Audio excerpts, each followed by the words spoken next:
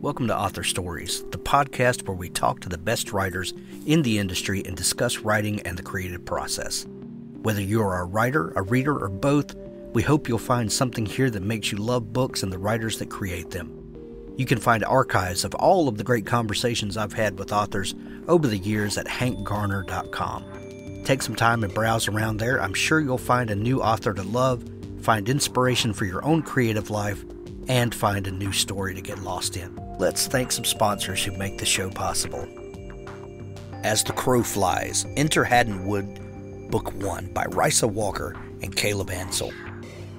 From Risa Walker, the award-winning author of the bestselling Kronos Files, and debut author Caleb Ansel, comes a chilling story of altered reality and psychological terror.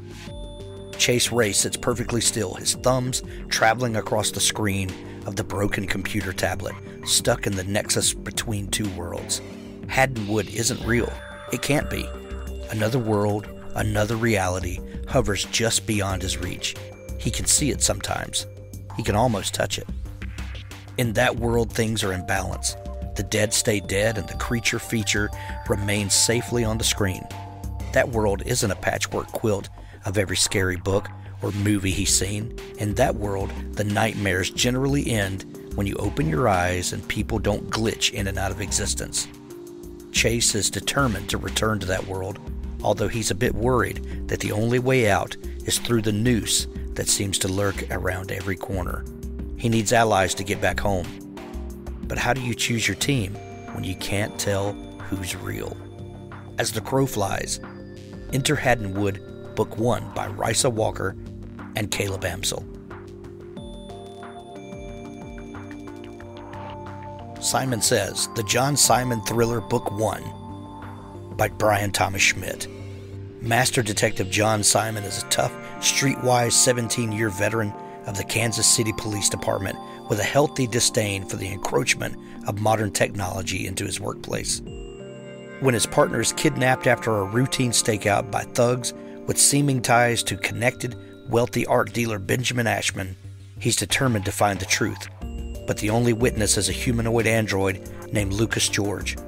Reluctantly, he takes Lucas along as he begins to investigate and soon finds himself depending more and more on the very technology he so distrusts. Meanwhile, Simon's precocious teenage daughter begins to teach Lucas how to sound more like a cop using dialogue from famous cop movies. If only he'd used them in the appropriate context.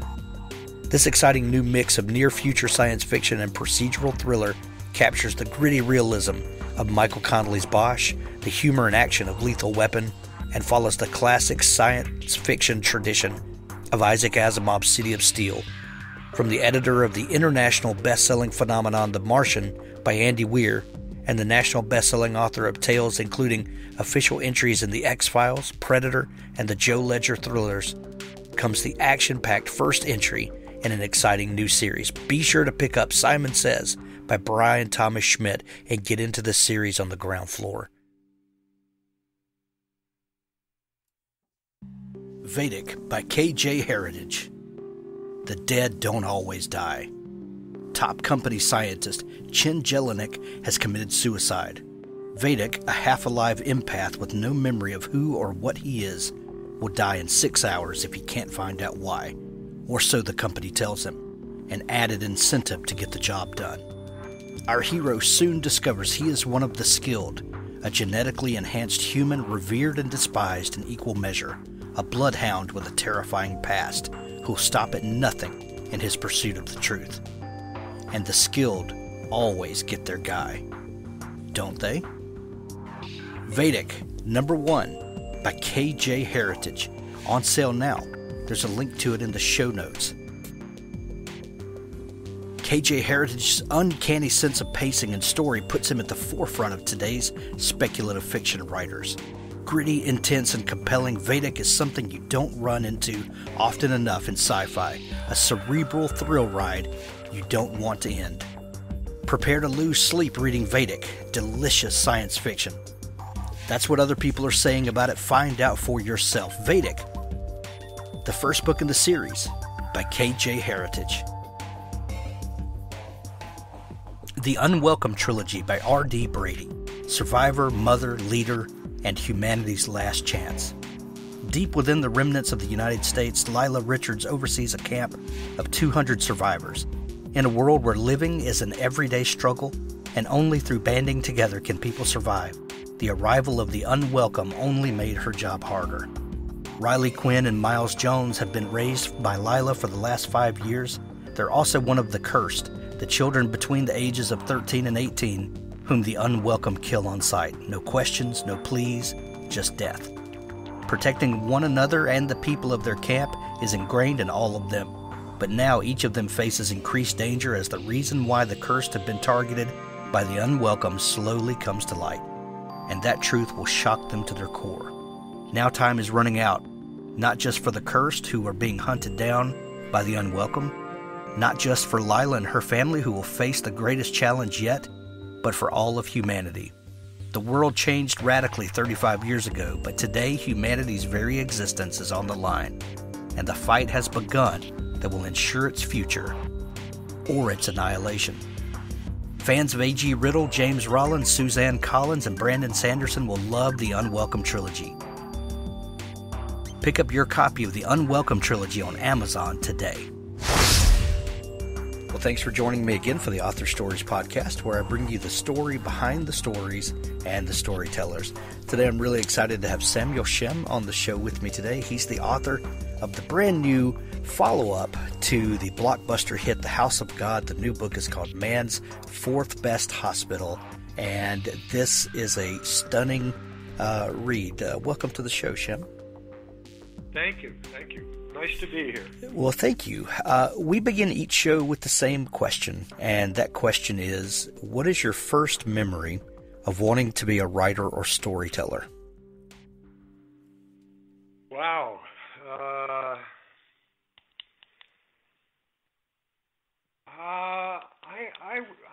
I'm not sure. I had a kind of the standard miserable growing up. And I think, in retrospect, I realized I always wanted to do something creative, artistic, and I fitzed around with a bunch of different things. I guess what comes to me right now, although it didn't ever make it into wanting to be a writer, I had terrible education, terrible teachers, except for one who was in high school. Was the English teacher. And for the first time ever, I was a big reader, but I used to read crap. And for the first time ever, I heard of someone I had hardly heard about it. It was very unread. Shakespeare. It just blew me away. And so I think I always wanted, I sort of started me thinking I want to be a writer. Maybe I want to write something, but I was never encouraged for that. My father was a firstborn in this country dentist. He managed to get. He wanted to be a doctor, but he didn't get into NYU med school, any NYU med schools, because of the Jewish quota. So he, instilled in me that I had to be a doctor, and. But the interesting thing was that somehow or other, when I got into Harvard for my sports, I think, and when I got to Harvard, I wrote down on my, even though I was pre-med, I wrote down on my little note on the freshman yearbook what you wanted to be, and I wanted to be a writer. So I don't know how that all came together. I hadn't written anything, and so then things got interesting and worse. Everybody had to take a writing course, right? In little seminars. Every freshman had to take a seminar on writing, right? So here I am wanting to be a writer, and I worked like hell on my first essay, handed it in, got it back from the teacher, and there wasn't a mark on it. But then I looked more carefully, and down at the bottom in little red letters was "See Me." So I thought, oh, she wants to congratulate me. I'll go. So naive. You have no idea, Hank. So I show up, and this is, I'm from a small town. This is the word from this huge institution that I was scared to hell of on my chosen future profession of a writer. And she said, quote, "This essay is too terrible to mark." Oh, She my says, goodness. It's below F. And I got to admit it, I started to cry, Tears came to my eyes. And, so it went on like that. She kept on giving me, below F, below F, below F. I didn't know what the fuck I was doing. And the one thing I realized is I could be a lot of things in my life for a job, but the one thing I could not be was a writer. So for 4 years, I didn't write a word. I did a lot of other things, so I didn't write a word. Oh, and I was on the golf team, and that spring, toward the end of the year, I was playing golf with a guy who was in the same seminar, had the same teacher, and he was really stupid. And from Florida, he was a swimmer. That's why he got into Harvard. He's really dumb. And he said to me at one point in the golf match, he said, I'm getting a straight A in that course, and I'm still down near D. Great job, And I said, "What, you?" He said, "Yeah, I've been sleeping with her all year." Oh, mercy. He was this blonde Adonis type, and I said, "Oh, well, maybe this is a lesson about writing, I don't know." So then I got lucky. I didn't write a word at Harvard, but I happened to get a Rhodes Scholarship. And I got to Oxford, and I looked over my shoulder, and I said, she can't get me now. And so I started writing, and I just wrote. I loved it. I loved writing. And I had a kind of an epiphany in the Sahara Desert and all that stuff. And then the next important piece of becoming a writer,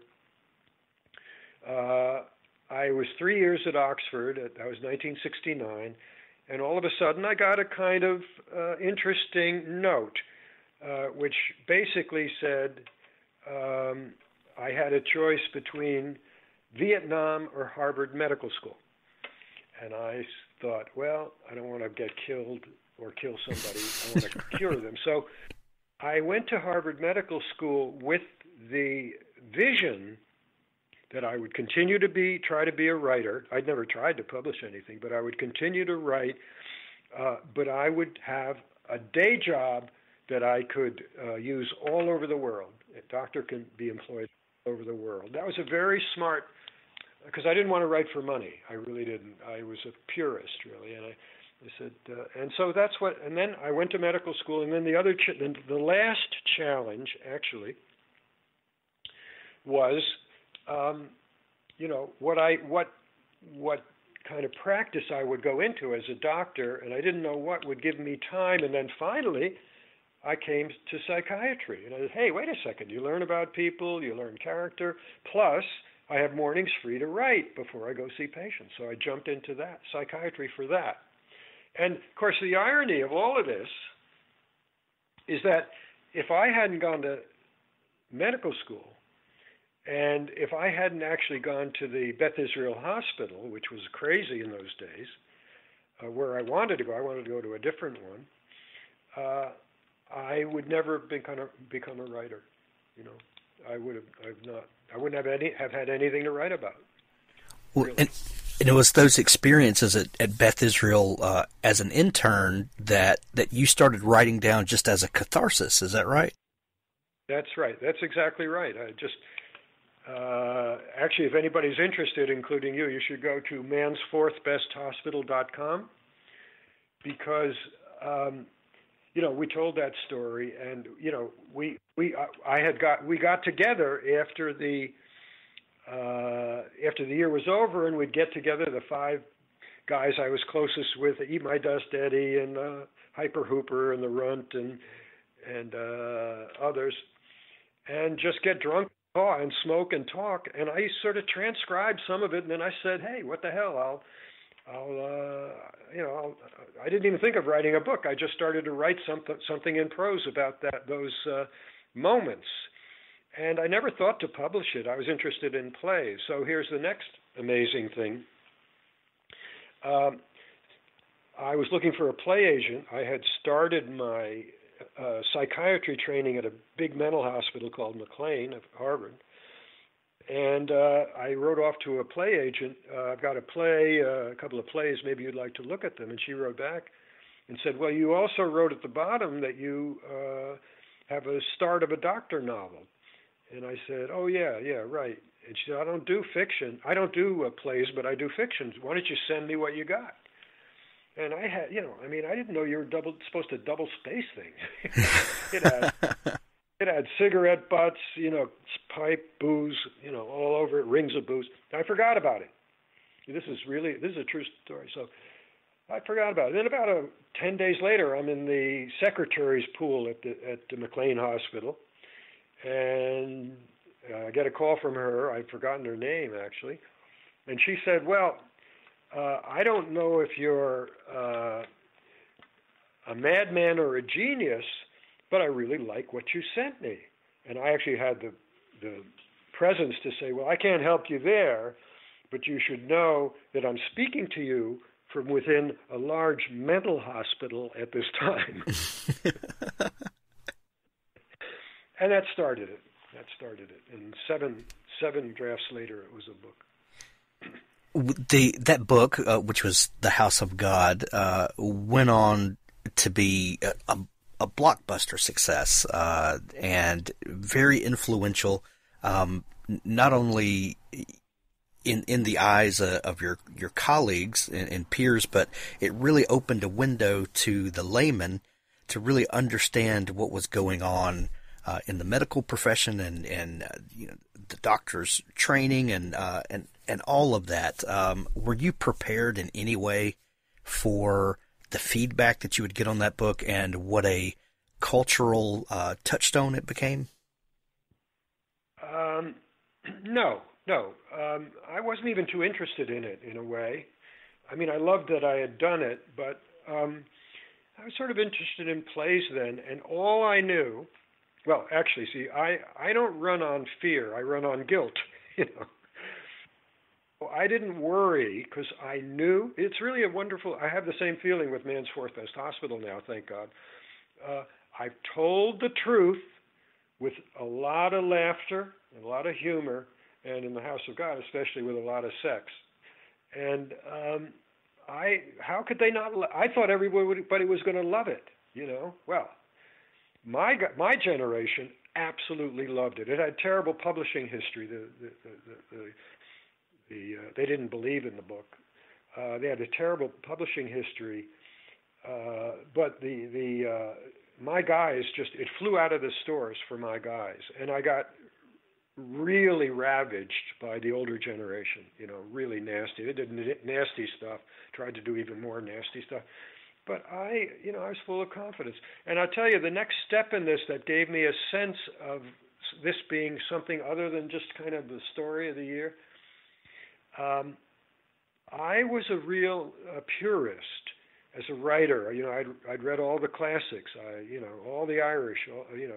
All the everybody. I was a Beckett fan for a while, and a Joyce, and I read everything at Oxford, which I'd never read much at all in this little town I grew up in, Hudson, New York. And let me see. I'm just trying to remember where I was going with it, with the House of God. Oh, I know. Got it. I decided that I would not go out and make any appearances for the book. I thought that was sort of vulgar. And I had taken a pen name to protect my patients from them knowing I was a writer as a psychiatrist. I thought it might cause trouble. It didn't. They all found out. But so I refused all invitations for 2 years. I didn't go out and say that nobody could find me. I didn't do any appearances for 2 years. So the book was just out there. And then one day I got a letter from my publisher, and it said, I'm on call all night in a VA hospital in Tulsa, and if it weren't for your book, I'd kill myself. And I had the reaction you just had. It hit me in the gut, and I said, oh, my God. And I thought, maybe I have something to say that will help. And this was the start. And so I then started going out, and what I basically now I can talk about, I didn't know what I was doing, but I can talk about it. I write fictions of resistance, right? So I write when I say to myself, hey, wait a second, this is something unjust. And what I say is, what I talk about is how to stay human in medicine, the danger of isolation and the healing power of good connection. And that's what I've done for the last 40 years. And you know what? Now that book sells more than ever. It's, my teaching at NYU of these kids, these children, and this NYU seminar on the House of God, they are riveted to that story. Everything's changed in medicine, but the feelings haven't changed. And that's why I have hope. Maybe we can turn to Man's Fourth. That's why I have hope for Man's Fourth Best Hospital, because I know, I'm just as sure as I was with the House, I've captured a moment in a crisis, not just in training, it's far broader than that, in the whole medical system, and how it is worse for doctors, worse for patients, worse for nurses, etc. And I'm going out for this one, to talk about it, because this is pretty terrible right now. Well, let's talk about it just a minute. The characters that you created in the House of God were so relatable. I think one of the reasons that book was such a success is that we could see these people that I think most laymen would hold doctors to a higher esteem, and they seem to be other people than the rest of us. Yet in the House of God, these were people we could connect with. They were like us, but in a different circumstance. And I'm sure people for years clamored, that they would love to see more from these characters. And you didn't write more about these characters for nearly 40 years. What was it that gave you the feeling that you could now speak to more story for these characters? Well, yeah. I always wanted to write a sequel, but I was out of medicine. I was basically writing, doing that, a few other things. And so I didn't have anything to write about. I always wanted to. I really wanted to. I said, I'd love to do this again, that book. And then all of a sudden, this is the way life is, right, Hank? The butterfly went one way, and out of the blue, I get a call from New York University Medical School. And they say, hey, you want to be a professor in medical humanities at NYU? I say, why? He said, well, to teach. And I said, well, teach what? He said, teach the House of God. And Harvard hated me for the House of God, and they loved me from the House of God. And so I went, and I had this epiphany, because I was back into modern medicine all of a sudden. And I saw the wonders of it. I won't go through those now, the wonders of it. And then I saw, something that was this, first time I was on the wards, these hey, wait a second moments. The hey, wait a second moments. And as the narrator says at the beginning of the book, Roy Basch, it's the same narrator, he says, he says, I'm called, use that word, I think he said that, called to write this novel, Man's Fourth, because I am writing about a time when medicine could go one of two ways, either toward more humane care or toward money and screens, meaning computer screens. And then he says, which is money and money. So what I saw when I got back into medicine, and this book is not about NYU Med, it's too good a place, but when I went back into medicine, I saw very clearly, just perfectly, I said, hey, somebody's got to write about this, and I guess it's going to be you. And it's, the money is, basically about the for-profit insurance thing, and the screens are billing screens. They're cash registers. The public doesn't know this, that when your doctor is at the screen, they think it's better for your care. It's not. he or she has his back to you because he has to spend 60 or 70% of his time clicking boxes to pay the insurance industry. And there's a war, I realized very quickly, there's a war going on across that computer screen. On the doctor side, we are forced to try to bill for the most. And on the insurance side, they're trying to pay the least. And like all wars, I love this line in the book, like all wars, it's about money. And that's what's happened. And that has to change, and I do believe it will change. The Fat Man, of course, is onto this. And the book, if I can just quickly say what it's about, the Fat Man is called back to a hospital called Man's Fourth Best Hospital to fix it, because it used to be Man's First Best Hospital. And he's rich and famous, so they need him because their prestige is down and they're going broke. And he's gotten rich in Silicon Valley by discovering a pill that will help memory in old people and Gomers. So he comes back and he can do whatever he wants. And what he wants to do is to bring the gang together again and add a lot of women, because women weren't in it in those days, so there's parity with women in this. He wants to start a public outpatient clinic. He treats the public. Up against this huge skyscraper of Man's Fourth, and his goal is to put the human back into medicine. He wants to do it right. And that's the story. That's what happens.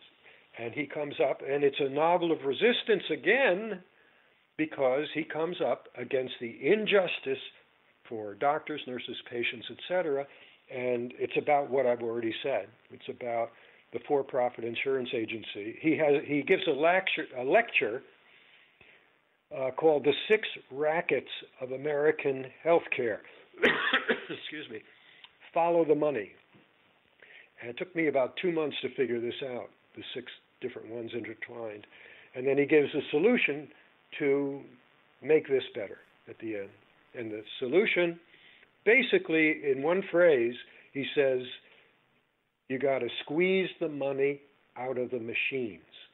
And I can talk more about that in terms of a real healthcare proposal that would work in the United States. Well, what I was surprised in reading the book is that I could see my experiences with doctors in the recent past, and I was nodding my head along. Yes, this has been my experience. I know why the doctor doesn't seem to be paying any attention to what I'm telling him or her. They're just clicking away and, as I'm trying to talk to them. And I realize what's going on behind the screen. It also made me realize that for all of the conversations that we have about healthcare reform, it seems like none of them are actually going for what the actual problem is. And we're all trying to fix pieces of a broken system, but we're not getting to the root of it. We're treating symptoms of a broken system. We can have those conversations, and you can tell us all day long that the problem is money and how we've exalted the insurance companies into the healthcare system and all of this, and we can make an academic pitch for that.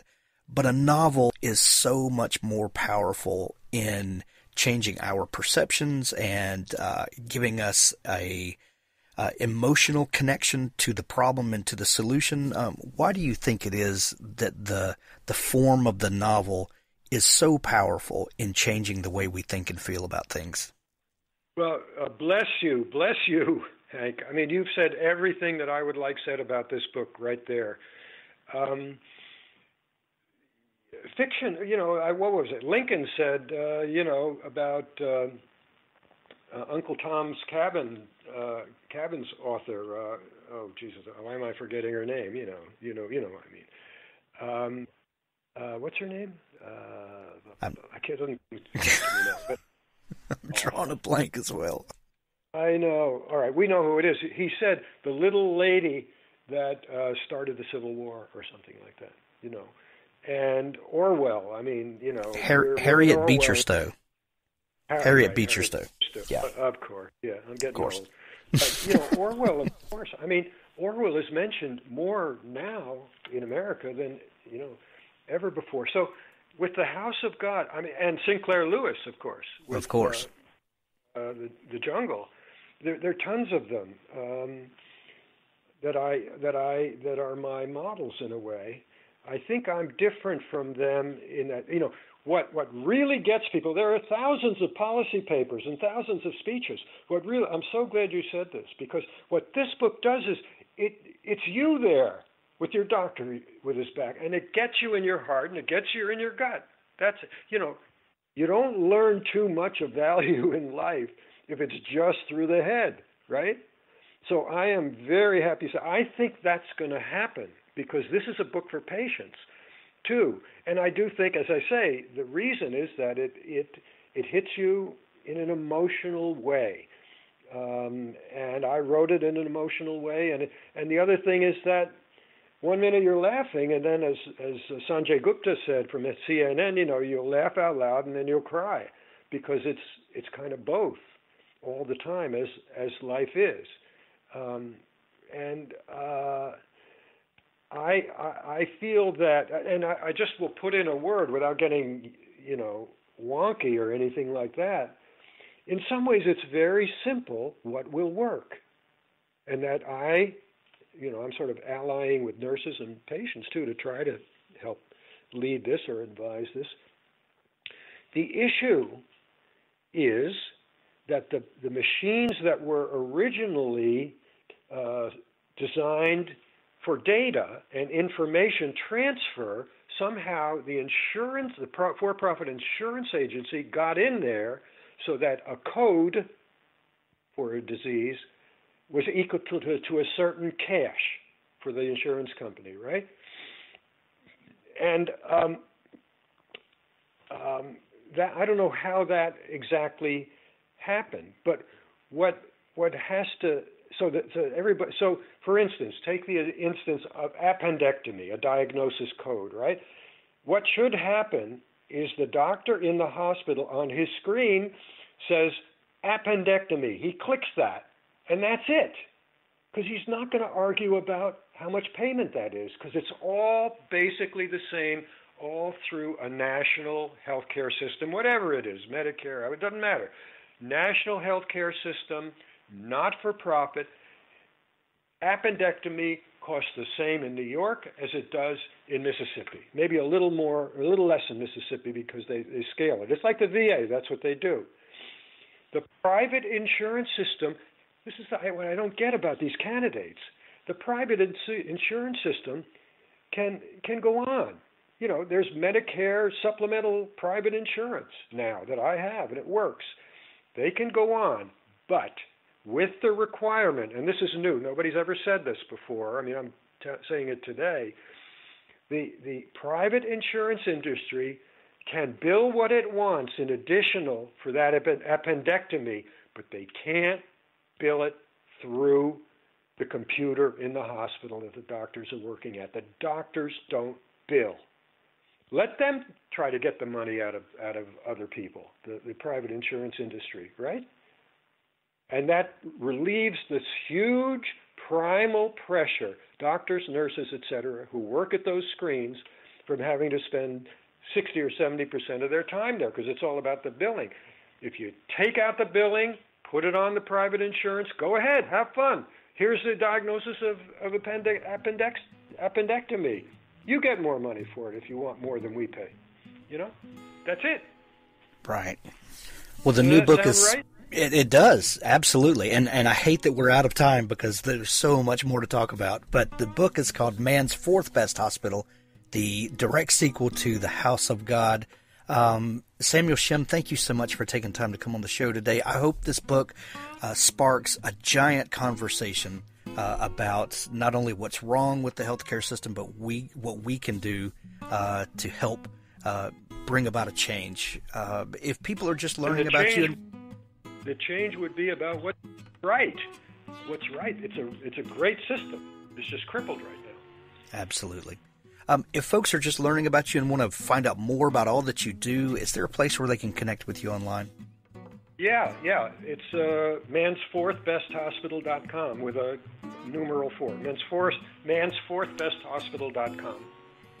And like you mentioned earlier, there's a fantastic video on there where all of the folks that inspired the characters, where you get back together, and there's some really great insight in there.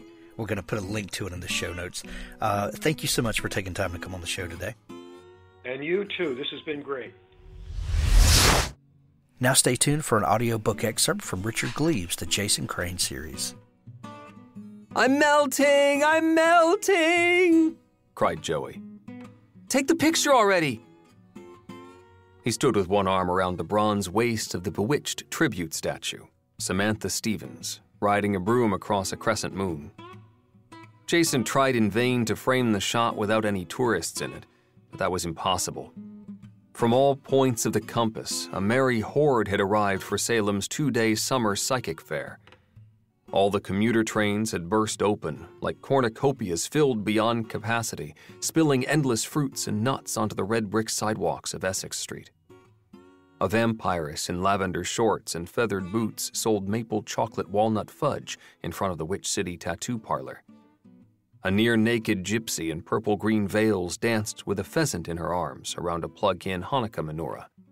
A fat man in a fetching blue jeans dress sold amethyst and citrine charm bracelets in front of Medusa Cafe, but his stand got knocked over by a one-armed crone driving a mobility scooter who sang "Choo-choo" as she passed, her stump on the wheel, her lipstick ghastly, her gnarled right hand raised in trailing plumes of noxious cigarette smoke.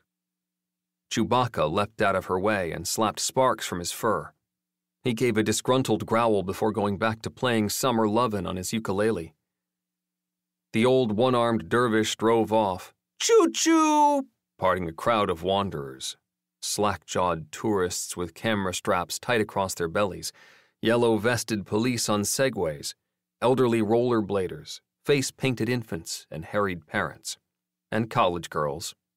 So many hot, hysterical college girls that you'd think somebody had napalmed a sorority house. Jason, are you deaf? Sorry. Jason raised the phone and took the shot. Joey inspected the photo and nodded in approval. Your turn. No, thanks. Do it, Shaggy. Don't make me hex you. Jason gave in and traded places. He put an arm around Samantha's metal back. Her bronze body had flushed in the afternoon sun, warm through his glove, but her eyes were weary. No, downright creepy. And her smile was forced, like a Disneyland princess who'd had her toe stomped. Say chowder, cried Joey, who'd been practicing his New England accent all morning. Come on, man. Say chowder. Fine, chowder. Joey got the shot, and Jason surrendered Samantha to a chubby kid wearing a Gandalf beard who climbed up to worship her bronze bosom.